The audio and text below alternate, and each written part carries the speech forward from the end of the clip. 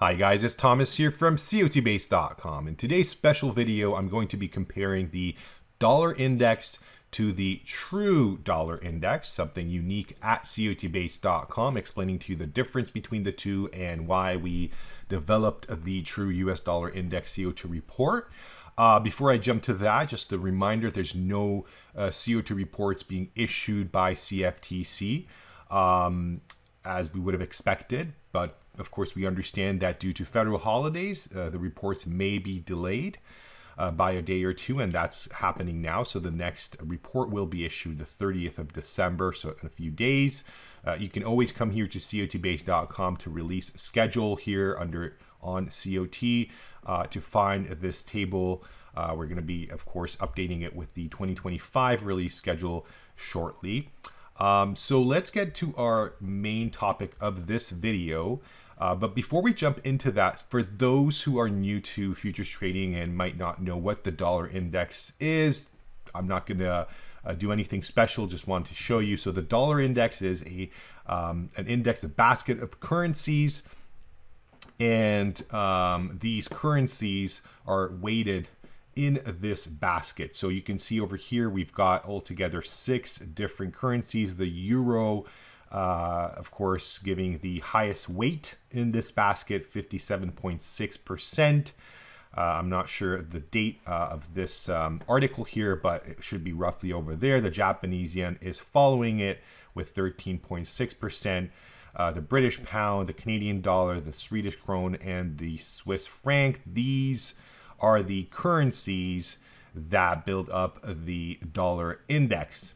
So I think that's where we should first start, because if we move on to the commitments of traders report, and I have the dollar index here opened, you may see that the depth of the market, if we just look at the open interest divided amongst these main trader categories, commercials, large speculators, and small speculators, or as CFTC calls them, the non-reportables, you can see roughly how big of a market the dollar index is.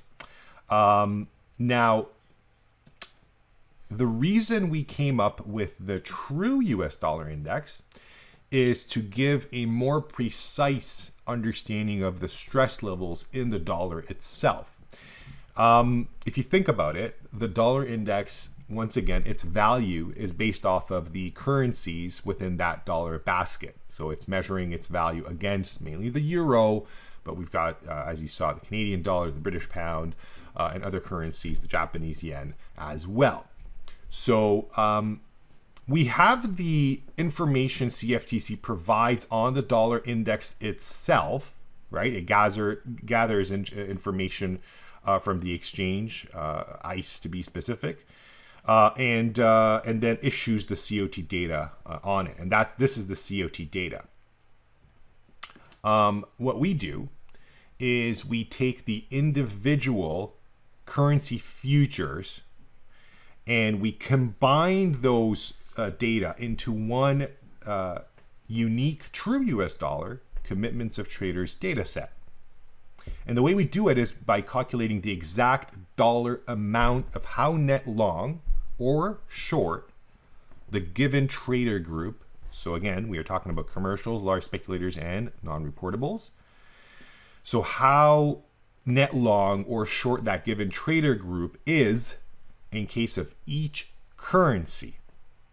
And we weight in the currencies according to their open interest dollar value. I know it sounds a little bit complicated, but once again, the dollar index is built up from different currencies: the euro, the Japanese yen, the British pound, the Canadian dollar, the Swedish krona, and the Swiss franc.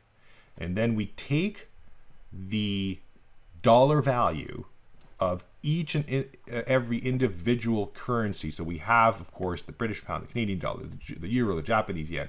We take all that, we transform it into a dollar value, because of course each open interest, each contract has a value, right? And then once we have that, by weighted average, we combine it into one unique COT data. And as you can see over here on the right scale, we are getting a much more in-depth reading. So it just gives you a little bit more insight on the entire currency market and the segment of this currency market that reflects the dollar index. So those specific currencies. We measure their COT report. We compile them into one huge combined COT report, a complex COT report, I could say that as well. And by the way, I would point out that if you compare the true US dollar index, I would argue that it is more precise. So you can see over here, this is a 5 years chart. I'm just going to put the settings to the side here just to look at the chart itself. So we've got the dollar index price chart. That didn't change. That's the same, right? That's the price chart. We've got the COT charts. What are COT charts? COT charts are basically open interest divided into these 3 main categories, right? So imagine the open interest underneath the chart, but instead of having 1 line showing the open interest, we have 3 lines indicating the total net positions of these traders, okay? And you can see back over here, 2020, just around these lows in the dollar index, we have a bullish COT extreme, right? As the market heads higher, we are getting bearish COT extreme levels, okay? Then you can come here, you can see there's a beautiful bullish extreme catching this bottom. We have a bearish extreme catching that top, a bullish COT extreme around this bottom, another bearish COT extreme around this top. Just over here, September, not that long ago, we have a bullish COT extreme in the market, and right now we are talking about a bearish COT extreme. And again, this is the true US dollar index, taking the individual currency futures COT information, and based off of their ratio in the dollar basket, we compile them into one combined COT report. And if you want to know why this is better, I just need to open the dollar index. So the values you see here are simply the COT reports, COT data from the dollar index itself. Okay, anybody who is trading the dollar index futures or options on the dollar index futures contracts, that data is compiled into these COT charts, but only that. It does not look at the individual currency that make up the dollar index itself. So it's less informative, I would say, and less accurate. We do have this bullish extreme over here in 2020, and we are getting this bearish extreme as the market goes higher. But I would argue that these signals are just simply not there. It's not as precise. We don't have a bearish extreme here. We definitely did not have a bullish COT extreme at this point, right? So once again, coming back to the true dollar index, I mean, that was just beautiful there, right? That is just such a beautiful signal.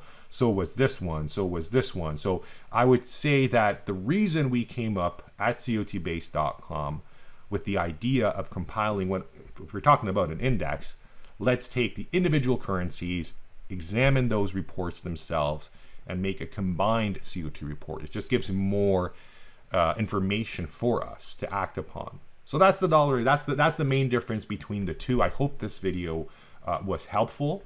By the way, if you enjoy these videos, if you find value in them, I would truly appreciate it if you subscribe to our YouTube channel and hit that like button. And if you can, also give us some feedback, a comment.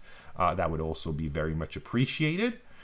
Thank you so much for your attention. I hope you will have a wonderful rest of your weekend, a very successful and happy new year, and see you in my next review. Take care. Goodbye.